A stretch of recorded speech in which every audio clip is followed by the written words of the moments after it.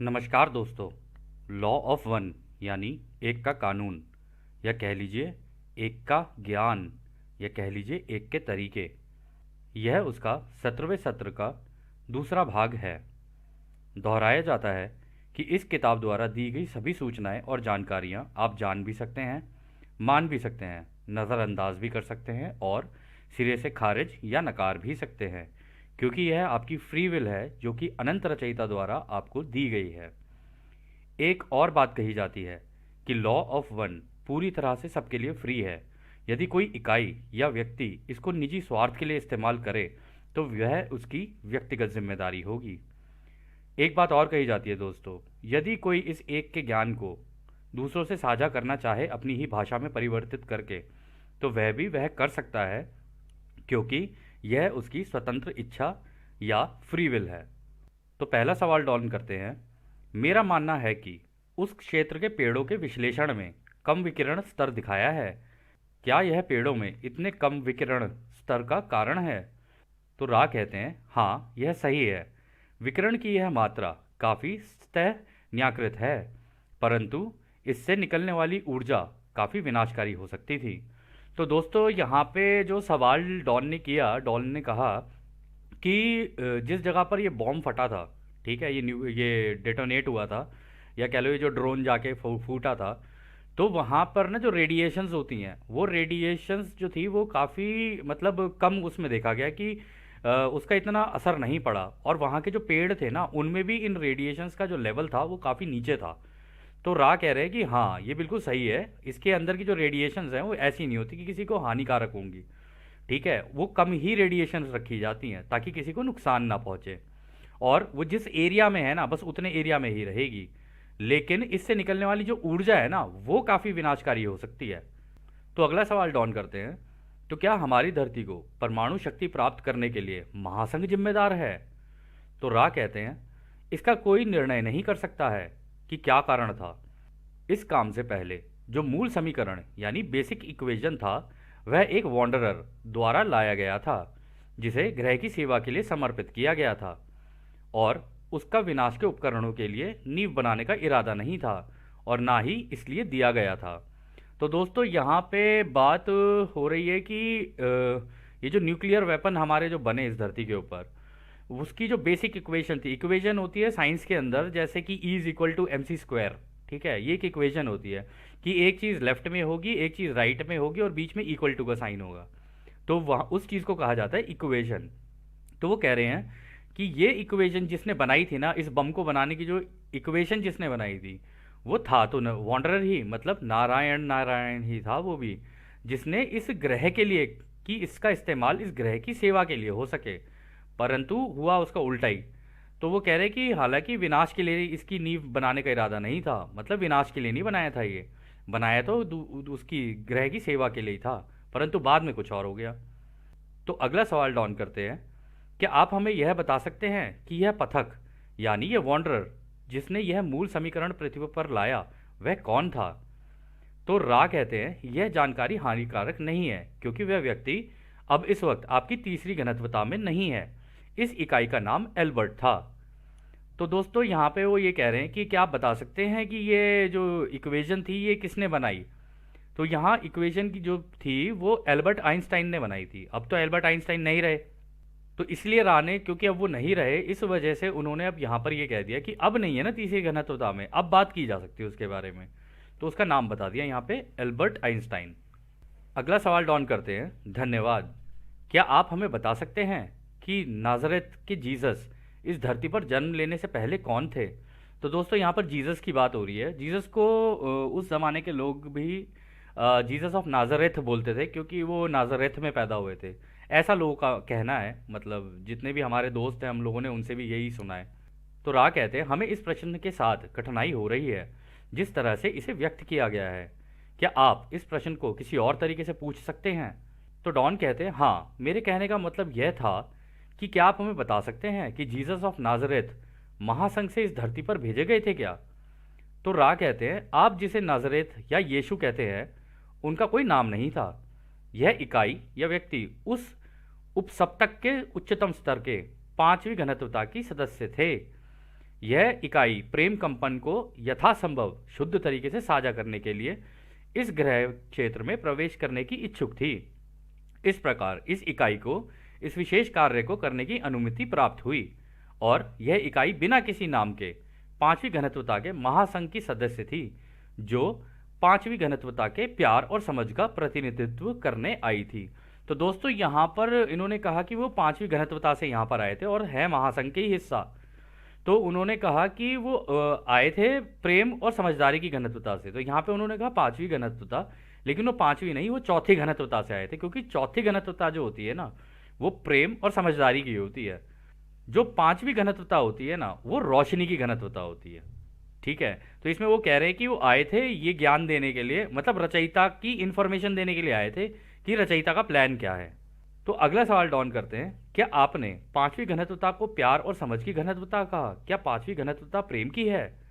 तो रा कहते हैं माफ कीजिए, हमसे यहाँ एक त्रुटि हुई है, मतलब हमसे एक एरर हुआ है। हमारे कहने का मतलब था कि यह इकाई चौथी घनत्वता के उच्च स्तर से पांचवी घनत्वता में जाने वाली थी। यह इकाई पांचवी घनत्वता में जा सकती थी, लेकिन उसने दोबारा तीसरी घनत्वता में इस काम के लिए जन्म लेने का निर्णय लिया। यह इकाई प्रेम के कंपन के उच्चतम उपसप्तक की थी। यह चौथी घनत्वता है। तो दोस्तों जो जीसस थे वो मतलब फिफ्थ चौथी घनत्वता के भी एकदम टॉप लेवल पे थे, मतलब प्रेम और समझदारी का ज्ञान उनका बहुत आगे लेवल का था और वो जा तो सकते थे पांचवी घनत्वता में रोशनी की, पर गए नहीं, वापस आ गए, कह रहे कि नहीं, मैं इस तीसरी घनत्वता में जाऊंगा अपने भाइयों की मदद करने के लिए। तो अगला सवाल डॉन करते हैं, जब मैं रा से संवाद करता हूं तो क्या मैं किसी एक व्यक्ति या इकाई से संवाद करता हूं या फिर रा के पूरे समूह से संवाद करता हूं? तो रा कहते हैं आप रा से संवाद करते हैं, यहां कोई अलगाव नहीं है। आप इसे एक समूह सोशल मेमोरी कॉम्प्लेक्स कह सकते हैं जो अनेकता का संदेश देता है। हमारी समझ से आप चेतना के एक व्यक्तिगत हिस्से से बात कर रहे हैं। तो वो कह रहे हैं कि हम जिस जगह पर है ना, वहां पे कोई अलगाव नहीं है। अगर मैं रा हूं तो सारे ही रा हैं, कोई भी अलग नहीं है हम में से। और आपने हमारे में से किसी से भी बात कर ली ना तो सेम ही बात मिलेगी आपको, कोई किसी की भी समझ अलग नहीं है, क्योंकि सारी टेलीपैथी से कनेक्टेड है। तुम एक से पूछोगे तो सारे ही जो जवाब दे रहे हैं वो एक, सारे जवाबों को वो एक ही दे देगा तुम्हें, बात एक ही है। तो वो कह रहे हैं सोशल मेमोरी कॉम्प्लेक्स, यानी जहां पर सबके दिमाग, एक समाज का पूरा दिमाग ही एक हो गया हो। तो आगे डॉन कहते हैं, क्या मैं प्रत्येक सत्र में चेतना के उसी व्यक्तिगत हिस्से से बात करता हूं? यानी वो ये कह रहे हैं कि क्या मैं इस रा के समूह के किसी एक व्यक्ति से ही बार बार बात करता हूं क्या? तो रा कहते हैं आप एक साधन के माध्यम से एक ही इकाई से बात करते हैं। यह साधन कई बार महत्वपूर्ण ऊर्जा, वाइटल एनर्जी में कम होता है। यह कभी कभी हमारी कार्यवाही में बाधा उत्पन्न कर सकता है। हालांकि इस साधन में उसके कार्य के प्रति बहुत अधिक निष्ठा है और इसके पास जो कुछ भी है वह इस कार्य को दे देती है, इसलिए ऊर्जा कम होने पर भी काम जारी रख सकते हैं। यही कारण है कि हम आमतौर पर साधन के महत्वपूर्ण ऊर्जा के स्तर के हमारे अनुमान के कारण सत्र के अंत तक बोलते हैं। तो रा यहाँ पर ये कह रहे हैं कि हम सारे ही बोल रहे होते हैं जिस वक्त हम लोग बोल रहे होते हैं, कोई ऐसा नहीं कि कोई एक। और क्योंकि कार्ला हमारी बात को तुम्हारे सामने रख रही है, लेकिन उसका दिल ऐसा है कि वो रुक नहीं रही है, वो इस काम को करना इतना पसंद आ रहा है, उसे इतना अच्छा लगता है और पूरी निष्ठा और ईमानदारी से करती है, तो वो दिए ही जा रही है इन्फॉर्मेशन। और हम इसकी ऊर्जा को बरकरार रखने तक, अंत तक, जब तक इसकी ऊर्जा नीचे नहीं चली जाती ना, तब तक हम इसके द्वारा बोलते रहते हैं। और उन्होंने बोला भी है कि कभी कभी बाधा उत्पन्न हो जाती है, वो उसके कई कारण हो सकते हैं, लेकिन बाधा के बावजूद वो इसको कार्ला को संभाल कर लेकर चल रहे थे अपने साथ। तो अगला सवाल डॉन करते हैं, मैं अब एक स्पष्ट बात कहना चाहता हूं कि मुझे खुद पर यकीन है कि इस ग्रह के लोग जो किसी एक धर्म का पालन करते हैं या फिर किसी भी धर्म का पालन नहीं करते हैं और जिन्हें एक के कानून का बौद्धिक ज्ञान नहीं है या किसी भी चीज़ का ज्ञान नहीं है, वे उस कंपन के होने पर चौथी घनत्वता में कटाई के बाद जा सकते हैं। क्या यह सही है? तो दोस्तों यहाँ पे डॉन कह रहे हैं कि मैं ये कहना चाहता हूँ कि हो सकता है कि कोई व्यक्ति अपने अपने धर्म का पालन कर रहा हो, लेकिन धर्म का पालन कर रहा हो, विभाजन नहीं।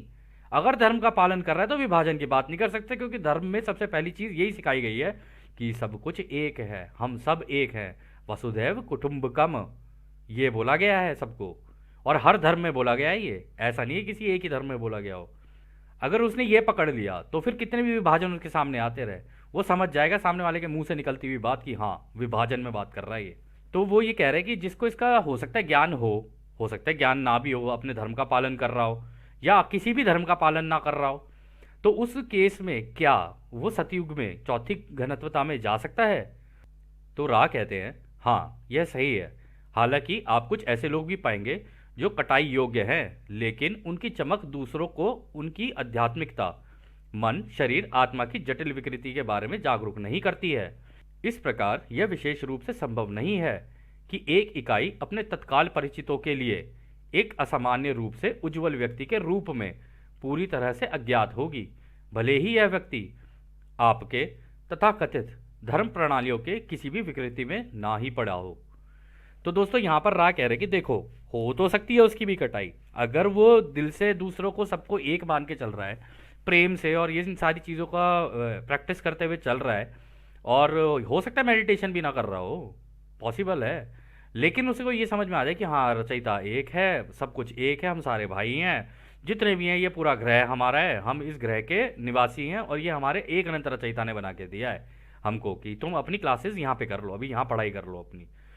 तो वो कह रहे कि हो सकता है कि वो किसी भी धर्म को ना माने, ये भी हो सकता है, और धर्म की किसी भी प्रणाली में ना पड़े, ये बिल्कुल हो सकता है उसके साथ, परंतु वो दूसरों की सेवा भाव से दूसरों के लिए काम कर रहा है, तब भी उसकी कटाई दूसरी घनत्वता में होगी, यानी चौथी घनत्वता में होगी। तो आगे डॉन कहते हैं, जब नाजरेथ के यीशु ने अवतार लिया तो क्या ओरियन समूह द्वारा किसी तरह से उन्हें बदनाम करने का प्रयास किया गया? तो रा कहते हैं हाँ यह सही है। तो डॉन कहते हैं क्या आप मुझे बता सकते हैं कि ओरियन समूह ने उन्हें नीचे गिराने के लिए क्या क्या किया? तो रा कहते हैं हम एक सामान्य रूप से वर्णन कर सकते हैं कि क्या हुआ था। यह तकनीक अन्य नकारात्मक सूचनाओं के निर्माण की थी। यह सूचना उसने दी थी जिसे तुम्हारे लोग यावे कहते हैं। इस जानकारी में अपने व्यवहार पर सख्ती और अपनी सेवा के रास्ते पर तीसरी घनत्वता में अधिकार और शासन का वादा था। इन दो प्रकार की सूचनाओं का उन लोगों पर प्रभाव पड़ा जिनका पहले से ही ऐसे विचार रूपों का झुकाव था, और यह अंततः यीशु की कई चुनौतियों का कारण बना। वह व्यक्ति जिसे आप जूडास कहते हैं, उसे यह उचित लगा कि वह यीशु को मजबूर करे दूसरों पर शासन निर्माण करने के लिए। जूडास ने महसूस किया कि यदि यीशु को एक कोने में धकेल दिया जाए या मजबूर किया जाए तो उसमें दूसरों पर शासन करने के लिए बुद्धिमान अनंतता की शक्ति का उपयोग करने की अकल आ जाएगी। वह जीसस की इस प्रतिक्रिया के अनुमान में गलत था, क्योंकि जीसस का सीखने और सिखाने का झुकाव इस तरह की विकृतिता का नहीं था। इसका परिणाम आपके लिए यीशु के रूप में जाने वाले इस व्यक्ति के शरीर के विनाश के रूप में हुआ। तो दोस्तों वो कह रहे हैं कि ओरियन समूह ने क्या किया कि जीसस को ना कोने में धकेलने के लिए यावे जो था उसने इस तरीके की जानकारियां दी लोगों को कि लोग खुद ही बंधन में बंधते चले जाएं, और जब वो अपने व्यवहार पे सख्ती रखें, अपने ऊपर सख्तियां करनी शुरू कर दें, तो इस तरीके के, और लोगों को पसंद भी आई, जो जिन लोगों का झुकाव ऐसे था कि हाँ भाई हमें तो बंधन में मजा आता है, उन लोगों ने इसका साथ दिया। इधर से जूडास प्रीस्ट भी बोले जाते हैं, जूडास था उसके प्रीस्ट भी थे, तो उन लोगों ने क्या किया, जीसस को धकेलने की, इस किताब के मुताबिक तो ये है कि उसको धकेलने की कोशिश की, कोने में धकेल दिया उसको कि कुछ भी हो जाए, अगर दूसरों को जगाया, इसने रचयिता की बात बताई, तो इसको कोने में धकेल दो। तो वो कहते हैं कि लेकिन वो इस अनुमान में उससे गलती हो गई, क्योंकि जीसस तो उस लेवल तक चले गए कि अब तो मैं मर ही जाऊंगा इनके लिए, चाहे कुछ भी हो जाए, इन्हें ये जरूर सिखा के जाऊंगा कि मौत नाम की कोई चीज नहीं होती है, आत्मा नश्वर होती है। तो अगला सवाल डॉन करते हैं, यदि जीसस चौथी घनत्वता के थे और धरती पर पांचवी और छठी घनत्वता से भी घुमक्कड़ आए हैं, तो जीसस ने ऐसा क्या किया था जिससे उन्हें इतना अच्छा हीलर बनाया, और क्या ये पांचवी और छठी घनत्वता के पथक भी ऐसा उपचार कर सकते हैं? तो दोस्तों यहाँ पे बात की क्या हो रही है ना, यहाँ पे बात हो रही है कि जीसस जो थे तो वो फोर्थ डेंसिटी के, ठीक है, और इस प्लेनेट पे भी पांचवी और छठी घनत्वता से भी आए हुए हैं लोग, ठीक है। तो जीसस के पास हीलिंग की कैपेबिलिटी थी, मतलब वो दूसरों को छूते थे तो वो ठीक हो जाते थे, और ये बिल्कुल ऐसा ही है जैसे कि हमने रामायण में देखा था कि प्रभु राम किसी को छू देते थे ना तो वो ठीक हो जाता था, एक पत्थर पे पैर क्या रख दिया उसके अंदर जीवन आ गया। आप समझ रहे हैं, मतलब उनके छूने से चीज हो जाती थी। तो ये हीलिंग की जो कैपेबिलिटी होती है ना, ये चौथी पांचवी छठी घनत्वता में सबके पास होती है, ये आपको टच भी कर देंगे ना तो भी ठीक हो जाओगे आप, कोई मतलब आपका कैसा भी दुख हो, चाहे आत्मा का दुख भी क्यों ना हो, बस टच करेंगे और हो जाएगी चीज़। तो वो ये कह रहे हैं कि और क्या ये पांचवी और छठी घनत्वता के पथक भी ऐसा उपचार कर सकते हैं? मतलब अभी जो पांचवी और छठी घनत्वता के लोग भी जो यहाँ पर आए हुए हैं, क्या वो भी ऐसा काम कर सकते हैं? तो रा कहते हैं जो हीलिंग करते हैं वे किसी भी घनत्वता के हो सकते हैं जिनमें आत्मा की चेतना हो। इसमें तीसरी, चौथी, पांचवी, छठी और सातवीं घनत्वता शामिल है। तीसरी घनत्वता में भी हीलिंग उसी प्रकार से हो सकती है जैसे अन्य घनत्वताओं में होती है। हालांकि इस घनत्वता में समझने, संतुलन करने, स्वीकार करने और आगे बढ़ने के लिए और अधिक भ्रामिक सामग्री होती है।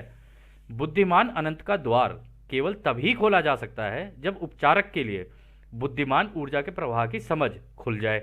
यह आपके स्थान, समय, सातत्य और इसके विद्युत चुंबकीय स्रोतों और बुद्धिमान ऊर्जा के जाल का तथाकथित प्राकृतिक नियम है। तो पहले जो मन और शरीर को जान लेता है वह फिर आत्मा की एकीकृति को जानता है और संशोधित कर सकता है और मन, शरीर, आत्मा में सामंजस्य स्थापित कर सकता है। तो दोस्तों यहाँ पर ये कह रहे हैं कि देखो, हीलिंग तो कोई भी कर सकता है। मतलब इसके उदाहरण कई जगह देखे जा सकते हैं दोस्तों, कि हमारे कितने ऋषि महर्षि आए, नानक जी आए, ठीक है, और साईं बाबा आए, और बुद्ध जी आए, ठीक है, और जीसस की यहाँ पे बात हुई, ठीक है, प्रभु राम की आप देख लो, सब सब के सब जितने पुराने थे ना, सबको इसका ज्ञान था, यानी प्रेम और रोशनी का ज्ञान। ठीक है, और ऐसा नहीं है कि आप आगे की घनत्वताओं में कर सकते हो। अगर आप नोटिस करो तो ये जितने भी आए तो इसी घनत्वता में थे ना, हमारी तीसरी घनत्वता में ही तो आए थे, फिर भी ये कर सकते थे क्योंकि ध्यान की अवस्था में जाकर उन्होंने ये सिद्धियां प्राप्त कर ली थी। और सिद्धियां ये तभी मिलती हैं जब आप दूसरे की सेवा के लिए इस्तेमाल करो। अदरवाइज आप टेक्नोलॉजी से भी कर सकते हो, लेकिन टेक्नोलॉजी से कैसा भी इस्तेमाल हो सकता है, उसका गलत भी हो सकता है, सही भी हो सकता है। लेकिन रचयिता के द्वारा जो दी जाती है ना, वो दूसरों की सेवा के लिए ही दी जाती है, क्योंकि रचयिता भी दूसरों की सेवा के लिए ही है। वो ये नहीं चाहते कि तुम मेरी सेवा करो, वो तो ये कहते कि मैंने तो तुम्हें पूरा ब्रह्मांड रच के दे दिया है, घूमो, ऐश करो, इसमें जाओ, एक दूसरे से प्रेम करो, घूमो, देखो मेरी रचना देखो, और तुम भी आगे निकलो और अपनी अपनी रचनाएं करो। यही है रचयिता का ज्ञान। तो फिर वो आगे कहते हैं, फिर वह किसी भी आयामों के बीच स्थानांतरित हो सकता है और फिर बुद्धिमान अनंत का प्रवेश द्वार खोल सकता है, और इस प्रकार वह स्वयं को प्रकाश से ठीक कर सकता है और उस प्रकाश को दूसरों के साथ साझा भी कर सकता है। सच्चा उपचार केवल स्वयं की चमक है, जिसमें एक ऐसा वातावरण तैयार होने लगता है जिससे एक माध्यम उत्पन्न होता है जो स्वयं की पहचान की शुरुआत कराता है, स्वयं के उपचार गुणों के द्वारा। तो देखा दोस्तों, यहाँ पर उन्होंने क्लियर कर दिया कि जब कोई व्यक्ति अपने आप को जान लेता है ना, और अपने अंदर की ये जो ऊर्जा है, इस रोशनी को, प्रकाश को जान लेता है, इसको बोलते हैं अंदर ही अंदर रेनबो बॉडी होती है, ये हर किसी के अंदर होती है, 7 रंग की बॉडी सबकी होती है ये। और ये जो आत्मा होती है पूरी रोशनी की होती है एकदम। जब ये निकल के बाहर आती है, जिसे रेनबो बॉडी एक्सपीरियंस कहते हैं ना, जब ये निकल के बाहर आती है ना, आसमान में इंद्रधनुष बन जाता है जब कोई व्यक्ति अपना शरीर छोड़ के जाता है। तो क्या कहते हैं, ये ऐसा, वो कह रहे हैं कि ऐसा वातावरण होने लग जाता है कि स्वयं की पहचान हो जाती है। एक बार वो हो गई, स्वयं को जान लिया, तो फिर सामने वाले को तो जान ही लेगा ना, क्योंकि उसको पता है कि उसके अंदर भी वही रोशनी है, और जब उसके अंदर भी वही रोशनी है और मेरे अंदर भी वही रोशनी है, तो अगर टच भी करेंगे तो वो ठीक हो जाएगा। ये हीलिंग ऐसे ही काम करती है। तो फिर आगे डॉन कहते हैं, तो फिर जीसस ने धरती पर अपने इस अवतार में यह सब कैसे सीखा? तो रा कहते हैं, उसने इस क्षमता को बहुत कम उम्र में एक स्वाभाविक प्रकार की याद से सीखा। दुर्भाग्य से इस इकाई ने सबसे पहले अपने मित्र पर क्रोधित होकर बुद्धिमान अनंत में प्रवेश करने की इस क्षमता की खोज की। यह मित्र यीशु के उन्हें छूने की वजह से बुरी तरह घायल हो गया था। इस प्रकार यीशु को पता चल गया था कि उनके अंदर एक भयानक क्षमता है। यह इकाई यह पता लगाने के लिए दृढ़ थी कि इस ऊर्जा का उपयोग अच्छे के लिए कैसे किया जा सकता है, ना कि नकारात्मकता के लिए। यह इकाई अत्यंत सकारात्मक रूप से ध्रुवीकृत थी और अधिकांश घुमक्कड़ों की तुलना में इसे बहुत कुछ याद आ गया था। तो दोस्तों, हुआ यह था कि जीसस, इस पार्ट में हुआ क्या कि जीसस को बचपन में ही अपनी ना पावर्स पता चल गई थी, ये जितनी भी सिद्धियां थी उन्हें पता चल गई थी, क्योंकि एक बार गुस्से में आके उन्होंने अपने एक दोस्त को टच किया और वो कहीं दूर जाके गिरा और उसे चोट लगी बहुत ज़्यादा। तो उनको ये लगा कि मेरे अंदर एक ऐसी भयानक क्षमता है जिससे किसी को चोट भी पहुंच सकती है। तब वो अपने आप को ढूंढने के लिए निकले, जानने के लिए निकले कि ये इसका मैं इस्तेमाल कैसे कर सकता हूँ दूसरों की सेवा के लिए। जैसे कि क्या कहते हैं, बाकी घुमक्कड़ यहाँ पे आके अपनी जिंदगियां, पुरानी जिंदगियां भूल जाते हैं। उनको क्योंकि वो ध्यान अवस्था में जाके उन्होंने ये जान लिया था कि वो कहाँ से आए हैं और क्या काम करने के लिए आए हैं, उनका उद्देश्य क्या है। जैसे ही उनको ये पता चला कि मेरा ये उद्देश्य है, बस उन्होंने वो निकलते ही चले गए दूसरों की सेवा में। तो आगे डॉन कहते हैं, इस घटना ने जीसस के आध्यात्मिक विकास को कैसे प्रभावित किया और वह अपने शारीरिक मृत्यु के बाद कहाँ गए। तो रा कहते हैं, यह इकाई इस अनुभव से प्रेरित हुई और इसने जीवन भर की अपनी खोज शुरू कर दी। सबसे पहले उसने अपने ही यहूदी धर्म जुडाइज्म में दिन रात पढ़ाई शुरू कर दी और बहुत ही कम उम्र में वह रब्बी बन गया। लगभग 13.5 वर्ष की उम्र में जीसस ने अपने सांसारिक परिवार के निवास स्थान को छोड़ दिया और अधिक जानकारी प्राप्त करने के लिए कई अन्य स्थानों पर गए। यह तब तक चलता रहा जब तक वह लगभग 25 वर्ष के नहीं हो गए, जिस समय यह अपने परिवार के आवास में लौट आए और अपने सांसारिक पिता की कला सीखी और उसका अभ्यास किया। जब यह इकाई सभी अनुभवों को एकीकृत करने में सक्षम हो गई थी, तो उसने दूसरों से बात करना शुरू कर दिया। जब यह इकाई अपनी अंतिम भाग में थी, तब इसने दूसरों को विनाश के कर्म से मुक्त कर दिया। जब उसने क्रॉस पर यह कहा कि हे परमपिता जब उसने क्रॉस पर यह कहा कि हे परमपिता, इन्हें क्षमा कर दे, क्योंकि यह नहीं जानते कि यह क्या कर रहे हैं। क्षमा में क्रम के चक्र को रोकने की ताकत होती है दोस्त। तो दोस्तों, यहाँ पे रा कह रहे हैं कि उन्होंने अपने ही धर्म की पहले अच्छे से पढ़ाई की, पूरी अच्छे से, फिर और जानकारियां प्राप्त करने के लिए बाहर निकल गए। ठीक है, करीब करीब मतलब 13 साल की उम्र में निकल गए थे, तो 24-25 साल की उम्र तक वो बाहर ही रहे, इधर उधर घूमते रहे और ज़्यादा ज्ञान प्राप्त करने के लिए। फिर उसके बाद वापस आ गए अपने घर में, अपने परिवार के साथ रहने लगे। ये सारी चीज़ें हुई। फिर वो आगे कह रहे हैं कि जब उन्होंने अपने सारे अनुभव ले लिए, उनको समझ लिया कि हाँ, दुनिया कैसे काम करती है, दूसरे लोग कैसे सोचते हैं, वो सारी चीज़ें जब कर ली ना, तो जब वो अंत में उनको क्रॉस पे टांगा जा रहा था ना, तब उन्होंने सबको माफ़ किया। जिन्होंने उनके साथ ये किया उनको भी माफ़ किया, और जब वो माफ़ी दी, उससे कर्म से मुक्त हो गए। और कर्म से मुक्ति का एक ही तरीका है, माफ़ कर दे। कैसा भी है, माफ़ कर दे, क्योंकि तूने अगर माफ़ कर दिया और ये कर दिया, तो तूने सबसे बड़ा धर्म निभाया है, सबसे बड़ा धर्म। तो आगे डॉन कहते हैं, तो अब यह इकाई जिसे हम जीसस कहते हैं, कौन सी घनत्वता में रहते हैं। तो राह कहते हैं, यह जानकारी हानिकारक नहीं है, परंतु उपयोगी भी नहीं है। यह इकाई अब 5वीं घनत्वता में ज्ञान की समझ कंपन को सीख रही है, जिसे रोशनी की कंपन की घनत्वता भी कहते हैं। तो दोस्तों, अब जीसस जो है 4थी घनत्वता में नहीं है। अब वो मतलब केवल इस कर्म की वजह से उन्होंने माफ़ किया और दूसरों के लिए अपनी जान दी। केवल इस कर्म की वजह से वो 4थी घनत्वता को भी तोड़ते ताड़ते आगे निकल गए और सीधा 5वीं घनत्वता में पहुंचे, और अब वहां पे रोशनी का ज्ञान ले रहे हैं कि इस रोशनी से कैसे बनता है सब कुछ। क्योंकि रचयिता ने उन्हें इसे एज अ रिवॉर्ड दिया कि बेटे, तूने इतना बड़ा काम किया है मेरे लिए, तो जा, मैं तेरे को ये देता हूँ, रोशनी देता हूँ, सीख और बना अपनी रचना। तो अगला सवाल डॉन करते हैं, हमारी संस्कृति में एक बड़ी कहावत है कि जीसस दोबारा धरती पर आएंगे। क्या आप हमें बता सकते हैं कि क्या यह आयोजित है।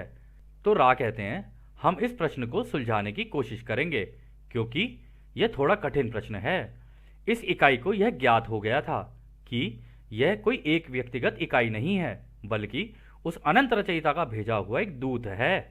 इस इकाई को यह भी ज्ञात था कि अब धरती अपनी अंतिम चक्र की चरण में है। तब इसने इस आशा से बात की कि इसके चेतना वाले लोग कटाई के समय पर धरती पर लौटेंगे। यह विशेष इकाई जिसे आप जीसस कहते हैं, वह वापस नहीं आएंगे, परंतु महासंघ के सदस्य एक चैनल साधन के द्वारा बोलेंगे और अपनी जानकारी लोगों तक पहुंचाएंगे। हालांकि चेतना के समान समता रूप वाले लोग आएंगे जो 4थी घनत्वता में उनका स्वागत करेंगे। यही वापसी का अर्थ है। तो दोस्तों, यहाँ पे जो रा ने कहा है ना, रा ने बहुत इंपॉर्टेंट चीज़ कही है। क्योंकि अगर जैसे जीसस बोल के गए कि भाई मैं आऊँगा, ठीक है, अब सारे ये सोचेंगे कि हाँ जीसस आएंगे। अब जीसस के रूप में मान लो कोई बहरूपिया बन के आ गया, तो फिर क्या करोगे आप। तो इसीलिए जीसस वहाँ से तो निकल गए आगे, लेकिन जीसस ने ये काम कर दिया था क्योंकि उनको पता था कि मुझे ये ही करना है।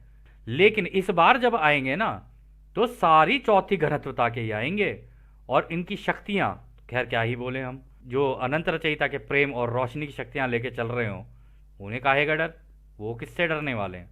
तो इस बार आएंगे तो सारे के सारे एक साथ ही आएंगे। ऐसा नहीं है कोई एक आएगा या दो आएंगे, सारे आएंगे एक साथ ही। और फिर जो होगा वो तो अभी राह आगे बता ही देंगे। तो खैर दोस्तों, यह सत्र अभी थोड़ा और लंबा जाएगा, तो इस सत्र को हम लोग अभी यहीं समाप्त करते हैं। और जैसा कि राह हमेशा कहते हैं, अब हम आपको उस एक अनंत रचयिता की प्रेम, उसकी रोशनी, उसकी शक्ति और उसकी शांति में छोड़कर चलते हैं। आदने हमारे भाइयों, आदने वासु। धन्यवाद।